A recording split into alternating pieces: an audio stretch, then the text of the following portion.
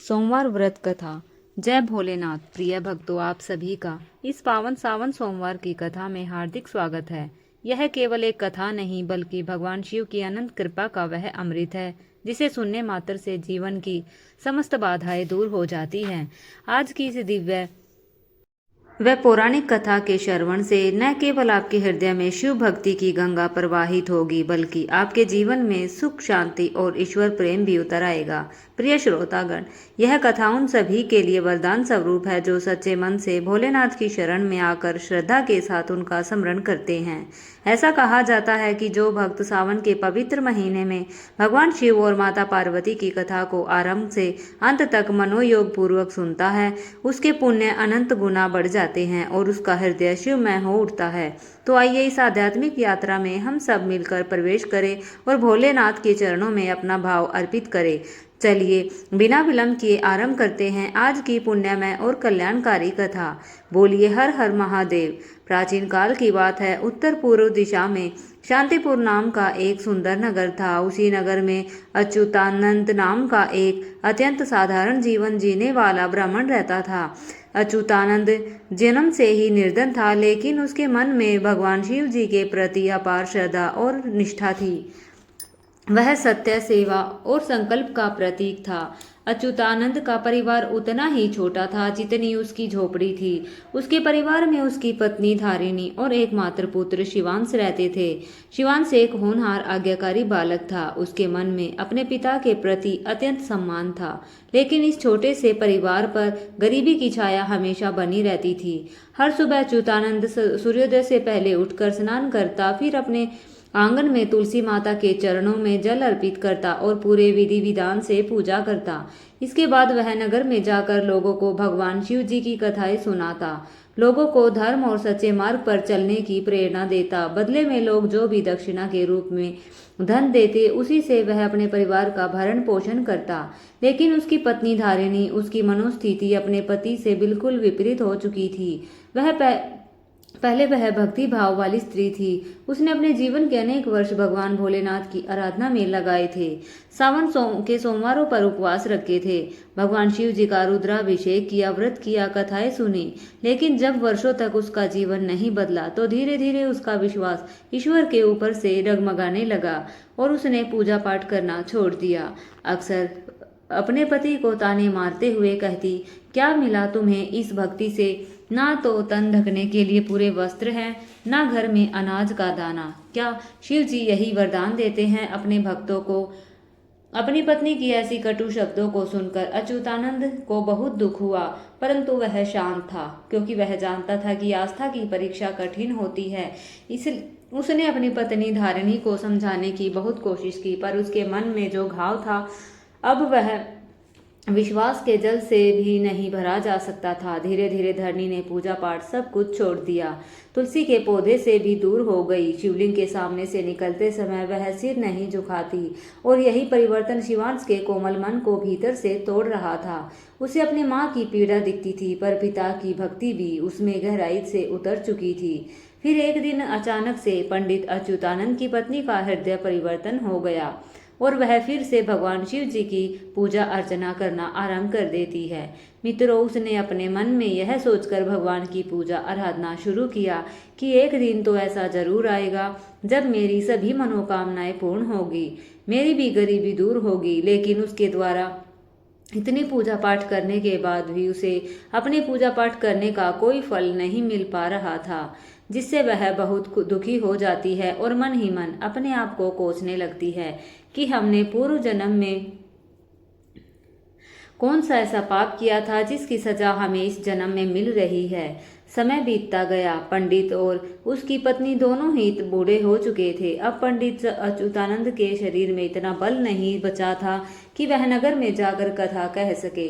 धीरे धीरे उसका स्वास्थ्य खराब होने लगा और उसे बीमारियों ने घेर लिया। उसके घर को चलाने वाला कोई नहीं था, इसलिए वह पंडित भी चिंतित रहने लगा। एक दिन ऐसा आया कि उसके घर में खाने के लिए कुछ भी नहीं बचा।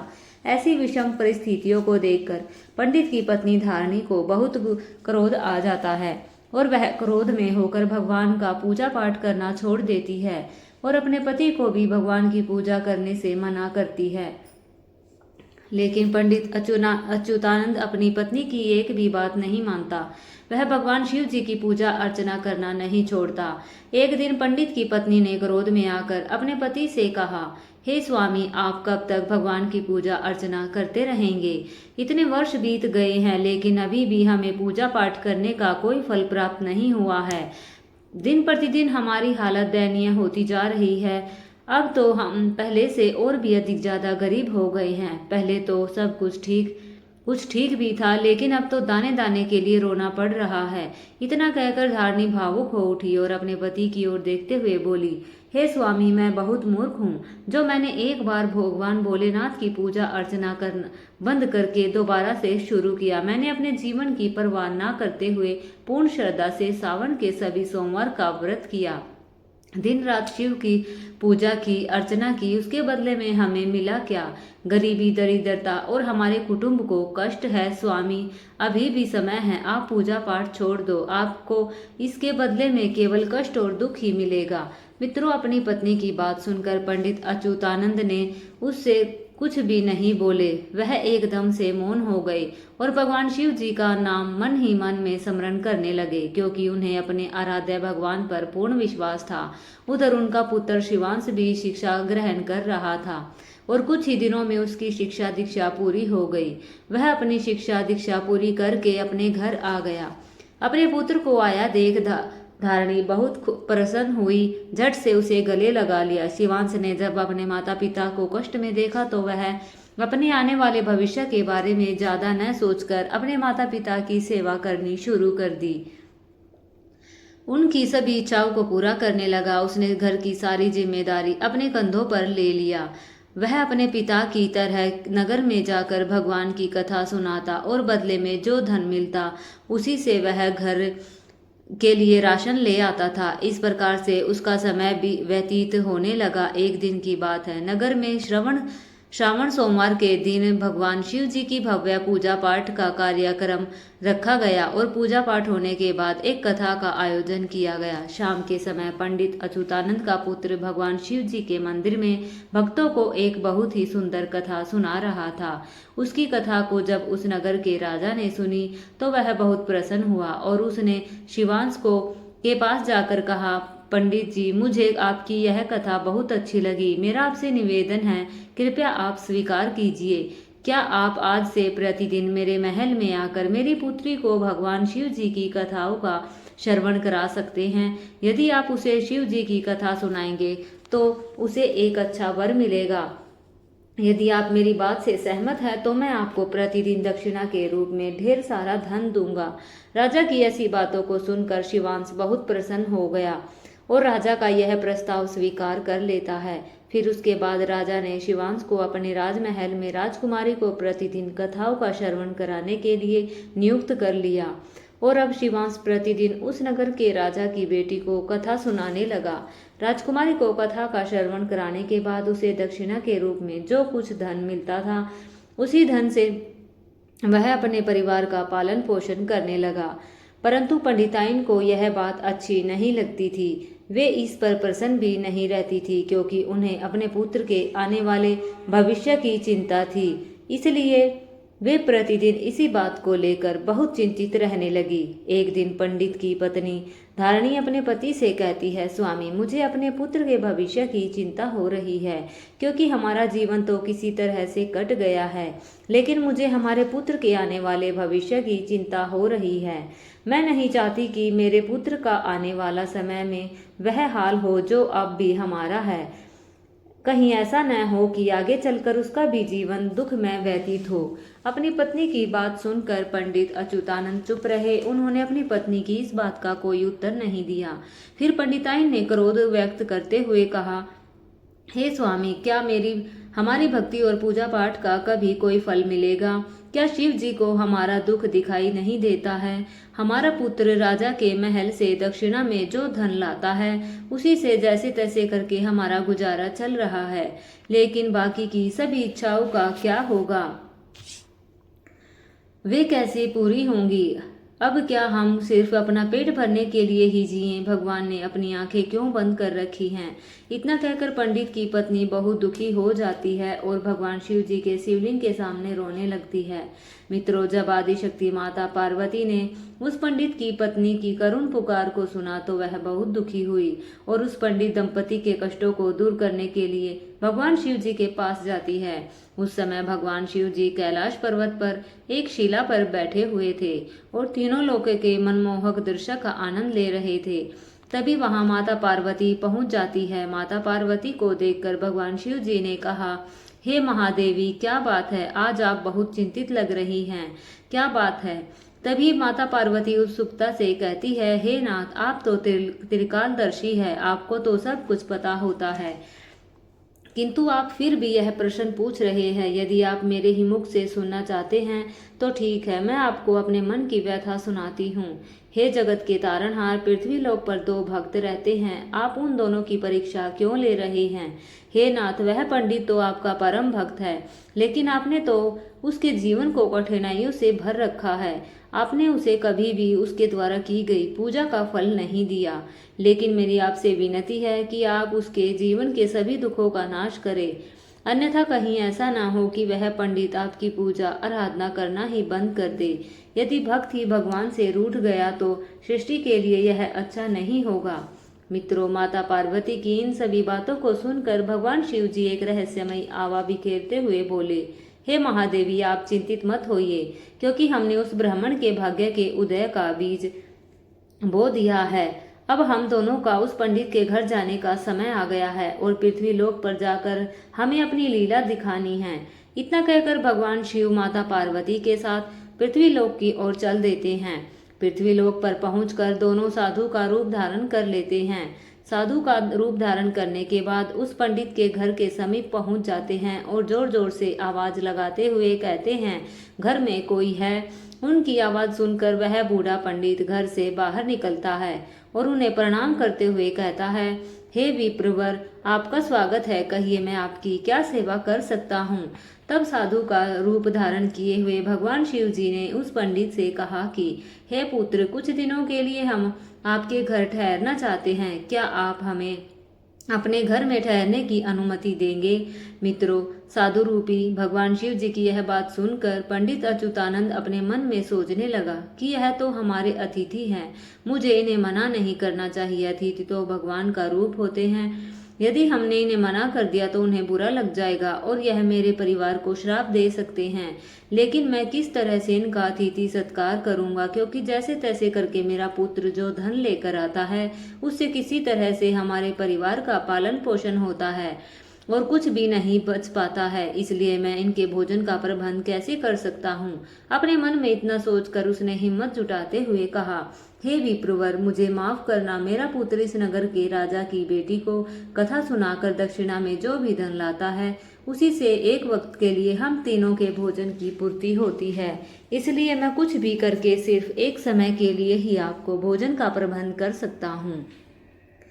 तब साधु का रूप धारण किए हुए भगवान शिव जी ने उस पंडित को एक पीतल का पात्र देते हुए कहा, हे पुत्र, आज से तुम अपनी पत्नी से कह देना कि इस पात्र में भोजन बनाए। यदि वह इस पीतल के पात्र में भोजन बनाएगी तो हम सभी के लिए दोनों समय का भोजन बन जाया करेगा। पंडित जी ने शिव जी रूपी साधु महात्मा से पीतल का पात्र ले लिया और अपनी पत्नी के हाथों में थमा दिया। इसके बाद पंडित जी की पत्नी उस पात्र में भोजन बनाती है और सबको भोजन परोसती है। मित्रों, इस प्रकार से उस पात्र में भोजन बनाने से सभी के लिए दोनों वक्त के भोजन की पूर्ति हो जाती है।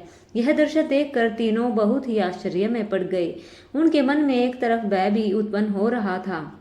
उन्हें कुछ समझ में नहीं आ रहा था कि उनके साथ क्या घटित हो रहा है।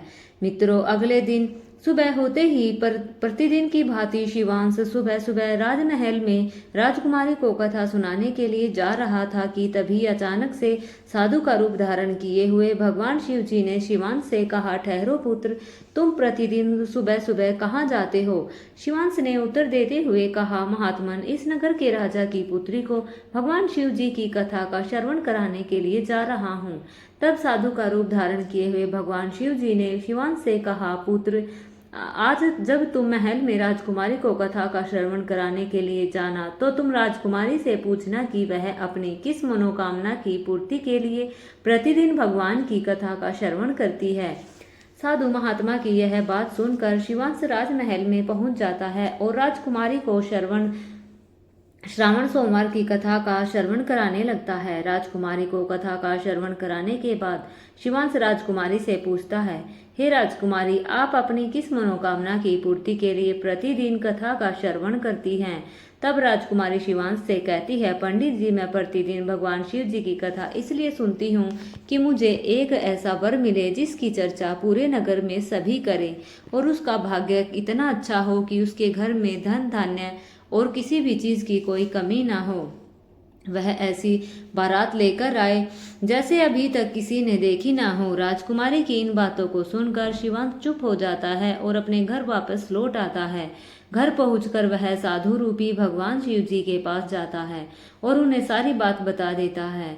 तब भगवान शिव जी शिवांश से कहते हैं, हे पुत्र, ठीक है, अब अगले दिन जब तुम राजकुमारी को कथा का श्रवण कराने के लिए जाना तब फिर से वही प्रश्न पूछना। अगर राजकुमारी वही बात दोबारा से दोहराए तो तुम उससे शीघ्र यह कह देना कि हे राजकुमारी, तुम्हें जैसा वर चाहिए वैसा सिर्फ इस नगर में मैं ही हूँ। इतना कहकर वहां से तुम भाग आना। शिवांश उन साधु रूपी भगवान शिव जी से कहते हैं, मुनिवर, कहाँ मैं एक गरीब पंडित और कहाँ वह नगर के राजा की बेटी, भला हमारा विवाह कैसे हो सकता है? और मेरा घर तो उसके पिता के द्वारा दी गई दक्षिणा पर चलता है। अगर यह बात राजा को पता चलेगी तो उसकी बेटी से विवाह करना चाहता है तो वह मुझे मेरे पूरे परिवार के साथ मृत्यु दंड दे देगा। इसलिए आप मुझे क्षमा कीजिए क्योंकि मैं ऐसा नहीं कर सकता। शिवांश की बात सुनकर साधु रूपी भगवान शिव जी ने कहा, हे पुत्र, यदि तुमने मेरी बात नहीं मानी तो मैं तुम्हें और तुम्हारे परिवार को अपने तपोबल से भस्म कर दूंगा। यह सुनकर शिवांश भयभीत हो गया। वह अपने मन में विचार करने लगा कि मुझे और मेरे परिवार को राजा साहब तो बाद में दंड देंगे। यदि मैंने इस महान महात्मा की बात नहीं मानी तो राजा साहब से पहले यही मेरे परिवार को अपने श्राप से भस्म कर देगा। इसलिए मुझे महात्मा के प्रकोप से बचने के लिए उनकी बात माननी होगी। यह सोचकर वह बात मान लेता है। अगले दिन वह राजकुमारी को शिव जी की कथा का श्रवण कराने के लिए राजमहल की तरफ निकल गया। राजमहल पहुंचकर वह राजकुमारी को कथा का श्रवण कराने लगा। कथा समाप्त होने के बाद उसने राजकुमारी से फिर से वही प्रश्न पूछा, आप अपनी किस मनोकामना की पूर्ति के लिए सावन में भगवान शिव जी की कथा का श्रवण करती हैं? राजकुमारी ने फिर वही जवाब दिया तो उसने पहले दिन दिया था। राजकुमारी की बात सुनकर शिवांश ने राजकुमारी से कहा, हे राजकुमारी, तुम्हें जैसा वर चाहिए वैसा वर मैं ही हूँ। इतना कहकर वह राजमहल से भागकर अपने घर आ गया। पंडित शिवांश की यह बात सुनकर राजकुमारी बहुत क्रोधित हुई और अपनी एक दासी को बुलाकर उसे सब कुछ बता दिया और कहा कि यह मेरी पूरी बात पिताजी को बता देना। मित्रों, जब यह बात राजा को पता चली तो वह भी शिवांश पर बहुत क्रोधित हो गया और उसने अपनी पुत्री को भरोसा दिलाया कि उस पंडित को इसके लिए अवश्य सजा मिलेगी। फिर राजा ने शीघ्र ही अपने दरबारियों और महामंत्रियों को सभा में बुला लिया और उनसे विचार विमर्श करने लगा। तभी राजा के एक महामंत्री ने राजा से कहा कि हे महाराज, उस पंडित ने घोर अपराध किया है, इसके लिए तो उसे फांसी की सजा दी जाए, लेकिन वह तो पंडित है। अगर आपने उसे फांसी की सजा सुनाई तो आपको ब्रह्म हत्या का घोर पाप लगेगा। इसलिए आपको उसे कोई और सजा देनी चाहिए जिससे कि आपको ब्रह्म हत्या का घोर पाप भी न लगे और उस पंडित को सजा भी मिल जाए। मित्रों, उस महामंत्री की बात पर राजा काफी देर तक विचार करता रहा। थोड़ी देर बाद उसने अपने एक सैनिक को बुलाकर आदेश दिया कि पंडित के घर जाओ और उससे मेरा संदेशा देव कहना कि राजा साहब तुम्हारे साथ अपनी पुत्री का विवाह करने के लिए तैयार हैं, लेकिन उनकी एक शर्त है जिसे अगर आप पूरा नहीं कर पाए तो मैं तुम्हें और तुम्हारे परिवार को कठोर से कठोर सजा दूंगा। मित्रों, राजा ने सैनिकों को अपनी शर्तें बताई और कहा कि सैनिक, मेरी शर्त है कि बारात इतनी भव्य होनी चाहिए कि बारात की प्रशंसा इस नगर के सभी लोग करें। यदि इसने मेरी शर्त पूरी नहीं की तो बारात के साथ आए सभी बारातियों को भी मृत्यु दंड दे दिया जाएगा। राजा का आदेश पाकर वह सैनिक घर की तरफ निकल जाता है। उधर शिवांश घर पहुंचकर साधु रूपी भगवान शिव जी को सारी बात बता देता है। आपके कहे अनुसार मैंने राजकुमारी को वह बात बोल दी जिससे राजकुमारी बहुत ही क्रोधित हो गई थी। अब शीघ्र ही सैनिक हमारे घर फांसी का संदेश लेकर आ रहे होंगे। इतना कहते ही राजा का एक सैनिक जोर जोर से दरवाजा खटखटाने लगा। दरवाजा खटखटाने की आवाज सुनकर शिवांश के पिता दरवाजा खोलते हैं। तब वे देखते हैं कि द्वार पर एक सैनिक खड़ा है। सैनिक को देखकर उसके पिता ने कहा, हे विप्रवर, कहिए किस कार्य से आप यहाँ आए हैं। सैनिक ने कहा, पंडित जी, क्या तुम्हारा ही पुत्र राजकुमारी से विवाह करना चाहता है? यदि वह राजकुमारी से विवाह करना चाहता है तो उसके लिए उसे महाराज की एक शर्त माननी पड़ेगी। यदि वह शर्त पूरी नहीं कर पाएगा तो उसे पूरे परिवार सहित कठोर से कठोर सजा दी जाएगी। उस सैनिक की बात सुनकर पंडित अच्युतानंद बहुत भयभीत हो जाते हैं और सैनिक से घबराते हुए कहते हैं, हे सैनिक, हमें राजा साहब की किस शर्त को पूरा करना होगा? कृपया आप उस शर्त को हमें बताने का कष्ट करें। तब राजा का सैनिक शिवांश के पिता से कहता है, हे ब्राह्मण राजा साहब की शर्त है कि बारात ऐसी अद्भुत होनी चाहिए जिसकी प्रशंसा इस नगर के सभी लोग करें और ऐसी बारात आज तक किसी ने न देखी हो। यदि बारात में कोई कमी हुई तो राजा साहब सारे बारातियों को मृत्यु दंड दे देंगे। मित्रों, सैनिकों की यह बात सुनकर पंडित जी और उसका पुत्र बहुत ज्यादा भयभीत हो जाते हैं। तब साधु रूपी भगवान शिव जी ने उससे कहा, हे ब्राह्मण देवता, तुम डरो मत, बल्कि उसका अपना उत्तर देकर राजा के सैनिक को विदा करो कि आप विवाह की तैयारी शुरू करें। हम बारात वाले दिन बारात लेकर पहुंच जाएंगे। फिर पंडित ने अपना उत्तर उस सैनिक को बताकर विदा कर दिया और वह सैनिक राजमहल पहुंचकर राजा को सारी बातें बता देता है। लेकिन जब राजा को पंडित की तरफ से सकारात्मक उत्तर प्राप्त होता है तब वह बड़े ही आश्चर्य में पड़ जाता है और वह अपने मन में सोचने लगता है कि आखिर वह गरीब पंडित किसके भरोसे पर इतनी कठिन शर्त मानने को तैयार हो गया। इधर राजा ने बारातियों के लिए उचित व्यवस्था कर दी और मन ही मन सोचने लगा, वह पंडित और उसका पुत्र मेरी शर्त को पूरी नहीं कर पाएगा और शर्त हार जाएगा। फिर वह उसे पूरे परिवार सहित कठोर से कठोर सजा देगा। इधर शिवांश उस नगर में जिसे भी अपनी बारात में चलने के लिए कहता था वह उसे यह कहकर मना कर देता था कि नहीं, मुझे इतनी जल्दी नहीं मरना है। तुम्हारा तो अंतिम समय निकट आ गया है, इसलिए हम तुम्हारे साथ बारात में मरने के लिए भला क्यों जाए।